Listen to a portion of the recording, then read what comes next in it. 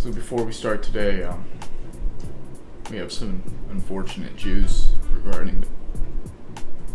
Oh my God! Oh my! That was no. That was supposed to say news. We're getting rid of the transcript right now. Because of you, we are never getting our sponsors back. What have you done?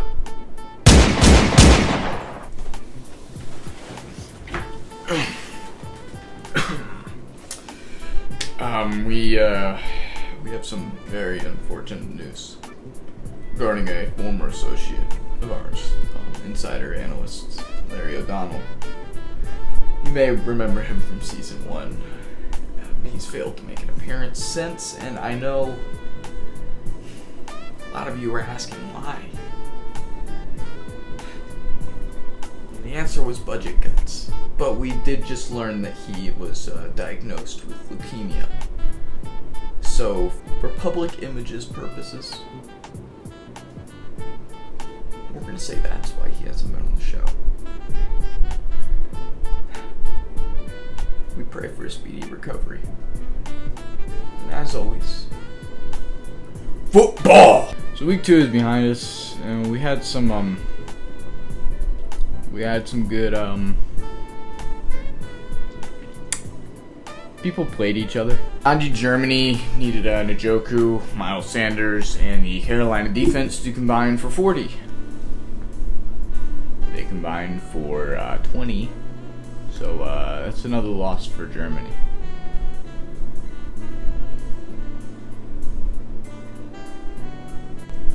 DPJ scored 1.7 as I think everybody but Zach predicted. He got raped by Couch. Timmy murdered Ruben, who really didn't have a great week to begin with, but it's probably better to save all of your off weeks for the Timmy matchup. Because at this point, I don't think anybody's beating this guy. Christoften's been proving me wrong this year. He dropped 130 against JC. He's looking competitive. Unfortunately, that was not enough to make it a game. JC dropped 143 on his head and gave Christie his first loss of the season. He should have got week 1. Good job, Alex. Good job. Danny was in a thriller. Needed 24.3 points from Amari Cooper going into Monday. Cooper was rolled out before the game, then proceeded to play for whatever reason. He dropped 16 points on a bad groin, which was not enough for him to win. Once again, I wouldn't worry too much about if you're a Danny fan. He's still about a top 4 to top 6 team in the league as far as I'm concerned. Our game of the week was a complete shit show, seeing Trevor and Trevor Jr. dropping under 100. Almost completely tied going into Monday at 76 apiece. Najee needed to match Michael No Ankle Thomas and the Saints defense and production to keep it close. As we know, Najee did not do that because he dropped another 5.3 point performance, proving that either the Steelers' O-line sucks or this guy sucks. It effectively lost Trevor the game once again. Our final game,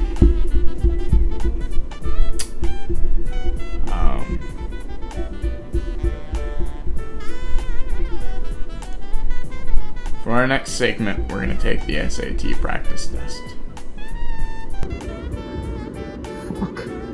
For those of you who didn't understand the Couch allegations last week, I'm going to go ahead and give a quick rundown because I also did not understand the Couch allegations up until I was in the editing process and realized what Couch was actually trying to tell me. So allegedly, Couch had heard from an unconfirmed source. I haven't had the chance to catch up with him again to figure out who that source was, but that source told him that Ben was responsible for asking him to join the league, and Ben allegedly said that he did in fact ask him and Couch said no, and then Ben also said that Couch just wouldn't keep up with the league. So he ultimately was not added, and JC was put in his place.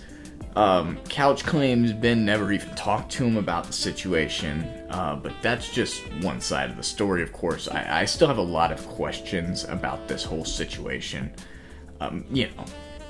One of those being, why the hell was Ben in charge of asking somebody to join the league? I mean, my thing is like, isn't that like, I don't know, the commissioner's job, maybe? Anyways, I figured I would summarize that, because it seemed to me that not a lot of people actually understood the extent of what the couch allegations were. But we're gonna go ahead and move on from that for now, and move on to our next segment, coming back for its second edition, the Winmore Report. Starting with a familiar face from last year, proving his spot in the league, Cody, who has as many losses as he does real feet. So congratulations. Without looking at his schedule, of course, I see his first loss coming week 4.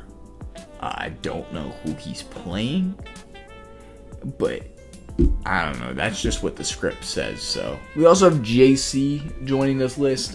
He's only here because he drafted Tank Bigsby and managed to rate me in exchange for my handicap, because we all know the 18 is built like a thin piece of paper. Finally, we have Timmy. Timmy rate me for JJ last year because I lost 3 of my running backs to season-ending injuries and thought I was competitive. Bad fucking idea. I should have just taken all the L's that I could have, because, Jesus Christ, Timmy. Now, it wouldn't be the Winmore Report if we didn't give it its counterpart. Welcome to the second edition of the Winless Report. Let's give it up for Ben. Or just give up. Whichever one you want to do. Ben lost another close game in week 2. I mean, it was relatively close. Like, it was less than 30 points. I think it was like a 20-point loss. It's unlikely that he finishes without any wins, but as for now, he's on this list, so good job, Ben. Danny has not really earned his spot on here, but he is indeed also on this report. I just feel like Danny has a good team. I don't see Danny being that bad. He dropped 130 last week.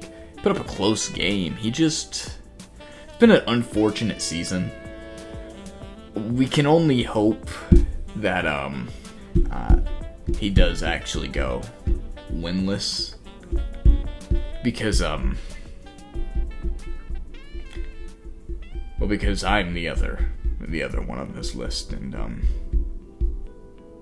I might not get a win this year.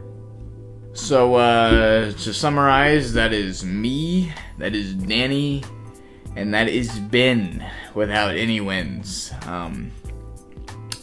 Oh, by the way, speaking of Ben,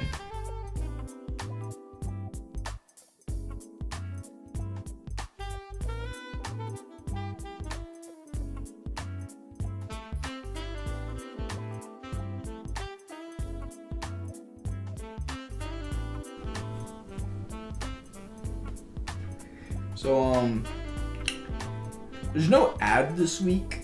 Slightly embarrassing, I know. Last week I said we'd get our ads back.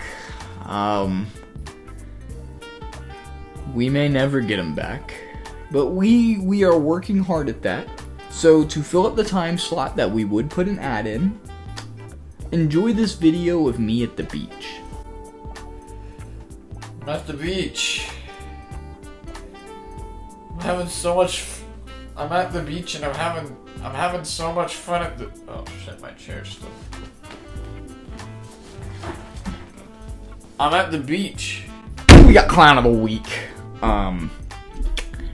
Yeah, truthfully, this really hasn't been all that fun of a year, given that really jack shit has been going on with trading. The only trade that happened was between me and JC, and really nobody deserves Clown of the Week for that. And nobody's saying shit in the group chat that's so outlandish, so, it's unfortunate. For Zach, that is. Because he went through with actually starting DPJ after the whole Clown of the Week segment for him picking him up. And that was about the worst thing I saw all week. We're going to key in on the word about there, because I then looked at Couch's team and found out who the real Clown of the Week was. So give it up for Couch. It's not really so much for him starting Dotson as his running back this week. I get it. Running backs are very scarce, so you just kind of get them where you can at the moment. And maybe Dotson will give him like 7 points.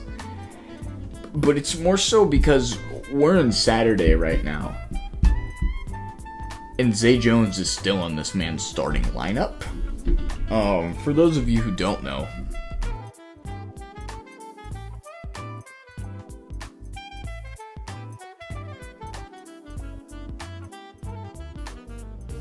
Lakeland Booth is given winning odds again against Rubo. Even after I disappointed myself and lost. No, not even lost. I got my cheeks clapped by Communist Smell. Anyways, I got the 56-44 advantage. You know, we're going to lower that. I still have the advantage, but I got the 52-48 advantage, actually. I just got the notification earlier that Jalen Waddle's not going to play, and I haven't really looked back through it to see if that makes a difference in the numbers, but I'm sure it will. So Alex has the 58-42 advantage, but given it's Saturday, on the day that I'm recording this at the moment, I'm really no longer convinced of that take. I watched Daniel Double Dog Jones drop 3 points. That's pretty bad, but you know what? We're gonna hold true to the predictions there as far as who wins, and Alex can keep his 58-42 odds. Communist, of course, looking to have another rough week, but due to some favorable matchups, Cody only holds the 53-47 advantage. It would be a whole lot worse, but Fennell's players are in a position where they can play well. Couch's current team is losing by probably 100 points if he doesn't change some of the players on his lineup. I'm giving Ben the 65-35 odds here. It's pretty rough. It's pretty bad. Timmy's still wreaking havoc on the league, expecting to kill Trevor with about 68-32 odds. Nobody's beating this guy. Danny, as much as I hate to say this, as much as I've been lifting him up, he's looking to remain winless. It's really not his fault. He's just stuck playing JC, who's having himself one of his best fantasy years. Honestly, he's only been in the year. Last year was his first year. So he's having his best season yet, maybe. I'm a little fuzzy on how well JC did, but I knew he was like an 8-win, 9-win team. But I think he's going to have an even better year this year. So JC has the 55-45 odds on him. And then we got Christopher. He almost got his first winning odds of the season.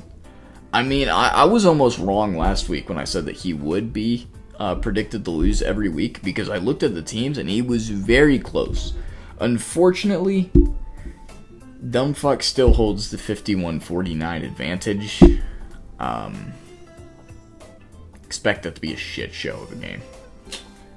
I'm just excited for another week of football, boys. Who else is excited? You know what? Raise your hand. Come on. I see him. Everybody keep your eyes closed. Raise your hands. Yep, I see you over there. Look, most of you suck. But You know what? I'm not going to drag this out. We're going to keep these episodes short. So Godspeed from the Cock and Ball Torch organization. And good luck to everybody. Except for Ruben. Oh, look at me. We're at the beach. I'm underwater now. I'm at the beach and I'm swimming. I'm swimming at the beach.